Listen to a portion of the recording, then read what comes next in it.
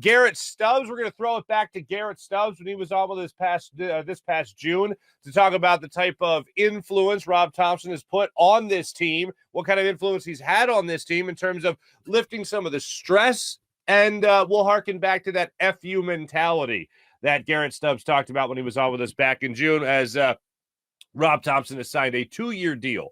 They have removed the interim tag from Rob Thomson and made him the manager of the Philadelphia Phillies, obviously through this playoff run, and then through next year, and then through the year after that. So through 2024, Rob Thomson will be the manager of the Philadelphia Phillies according to this new 2-year deal that he signed with the club. So that's great.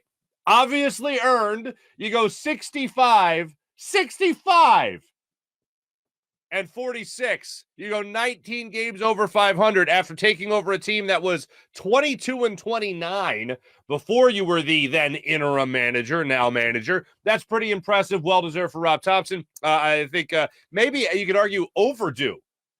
If they would have locked up the wild card race a little bit earlier in September and not had yet another terrible September, then yes, you probably would have saw it happen in September. But Phillies decided to wait until they got out of that first round of the playoffs. I still think, even if they lost against the Cardinals, that I still think they would have ended up signing a guy that was 19 games over 500 in the brief amount of time that he was the Phillies manager. It wasn't like he had time to come in the offseason and implement anything. No. He came in, got viewed as a savior, essentially, and they inked him to the deal. I still think that would have happened, even if they did lose to the Cardinals in the postseason. But they didn't.